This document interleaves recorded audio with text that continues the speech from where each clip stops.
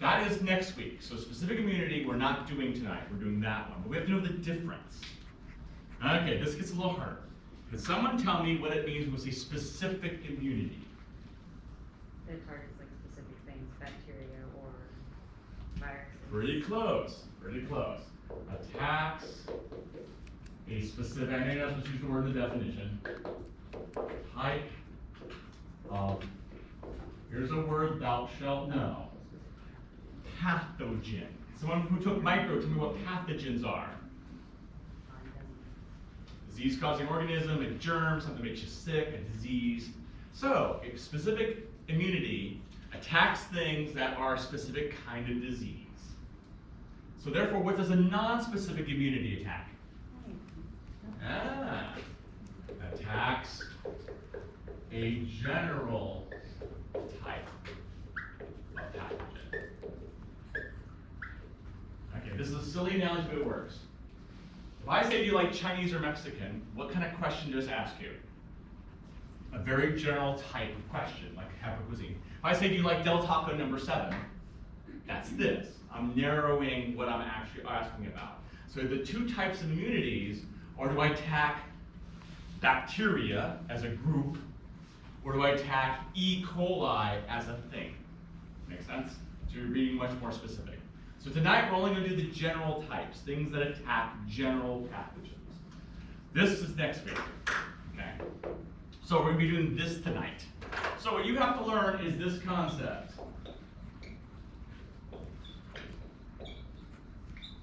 You have to learn the levels of defenses, also called defense in depth. All right, let's go back to fairy tales. Damsel in yonder castle keep. To get to Fair Maiden, what did the knight in shining armor have to cross? A dragon. Was it? A dragon. A dragon. What else did he have to, after the dragon, there came a what? A bridge, a moat, right? The orcs. So to get to the Fair Maiden, I had to go through multiple levels of defense, all of which would have stopped the knight in shining armor. So we call these the levels of defense. My body has multiple places it can stop something from attacking me. Level number 1, DEFCON 1. Level 1. Round 1. Thou shalt know the body barriers. Traffic barrier keeps you out of the lane. Body barriers keep you out of me. We're going to make a list. See if you do better than my other class. They gave up about halfway through. Name probably the most obvious body barrier for things to attack me. Skin. Skin. That is one of them. Okay, keep going. There's actually a list of about 10 of them here.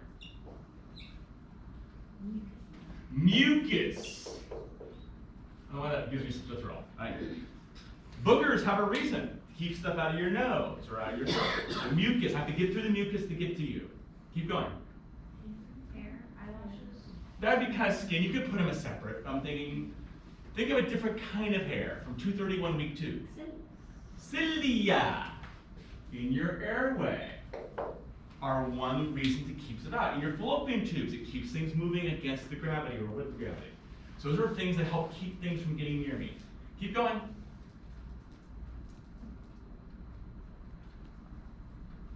Tonsils popping in my head. Was it? Tonsils? Those are actually later. That is a defense, but it's not this level. This is sad. You did worse than my other classes. Hopefully you're like the great people. Right. Watch a really sad movie. You'll see this one up here. Tears. Tears. Wash your eye. They cleanse your eye. They keep stuff out of your eye. Every time you blink, you're trying to prevent something from being there. Okay? Keep thinking that thought. Wax in your ears. The labrea carpet of your body. You want to crawl on my ear? Get through the wax, man. That's going to be hard to do. Okay. Give me some more. Stomach. Saliva. Spit does have some enzymatic properties. Not the best thing in town, but it works. The stomach acid. Stomach acid. So when you throw up, that was a barrier. That's why there's still stuff there, right? It's not in you till it goes through my stomach wall. the gym, you'll see this one. Sweat? Sweat. You ever tasted sweat? I have a friend. It's salty. Salt prevents growth. That's why your sweat is salty. Okay, keep going. Urine? Was it? Urine? Urine acid. Very good. The cranberry juice thing Mom told you, right? The more acidic your pee, the harder for things to live in it. It's a barrier between things getting near me. One more. Lubrication of some kind.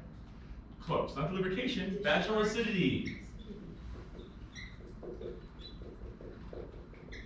Acids kill things. Having acids down there keep things out. So acids in my body prevent barriers. Sweat, saliva, tears, mucus, snot, boogers, all those things are working to keep things out of me. Make sense? Those are just body barriers. If they're working, I should be intact. Okay, I'm on the farm every day, something happens and I break my first barrier. Level 1 has been breached. How would I know that? What would I see that would tell me level 1 has been violated? Blood? Was it? I might bleed, but let's say I don't see the blood right away. I can still tell a couple days later that something got in. DEFCON 2, level 2, round 2. Inflammation, exactly. Inflammation is another level of this defense. So if I break through my barriers, my body will, quote, inflame as a way to prevent it. So we're going to fill in a bunch of steps there after I show you an animation of this process. So you're going to have to pay attention to a couple things, which I'm going to point out to you in just a moment. Let's do an easy one first.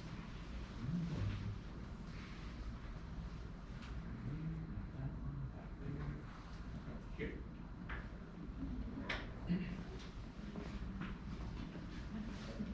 Our fund of stroke prevention and treatment. If people get into the hospital quickly, we're able to treat them. Respiratory response is an important non-specific defense against tissue damage. Okay, notice she says non-specific. This will happen no matter what's invading me. Doesn't matter what happens. So up in the upper right, there's a stab wound in the side of R because you hate me. So you're stabbing me. Does anyone know what part of my body this is in 231? Stratified squamous on the surface. That's my skin, right? Epidermis. So you stab me, boom, I broke level 1. Here come the orcs, into the Middle Earth. So I gotta keep them from breaking in and getting to this. What is this thing? That's my hypodermis, that's my blood vessels. So I don't want those things here, pathogens, getting into here. That's called death. So I gotta kill them even though they broke level 1. So I'm gonna use my backup plan, level 2, to attack them. Okay, so now we're gonna see what happens in this animation as I try to fight those guys at the front. Begins when injured tissue cells release chemical signals that activate the endothelial cells of nearby capillaries. Within the capillaries, adhesion molecules called selectins are displayed on the activated endothelial cells.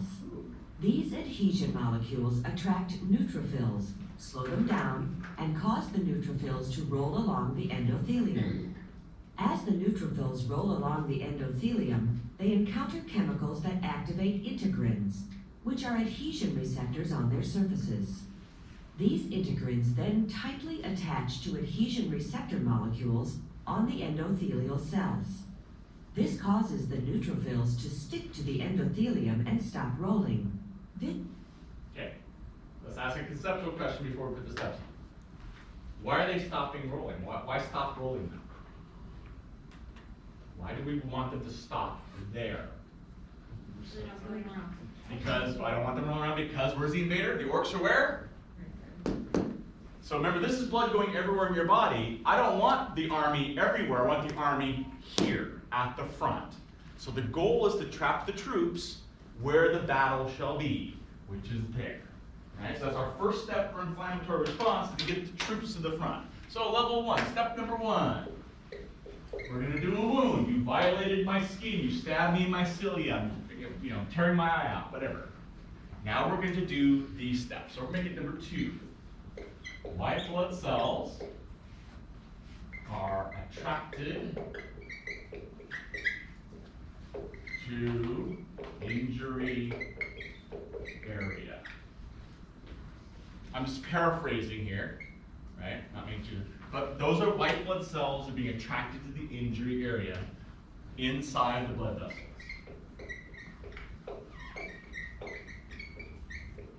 So they're still in my blood.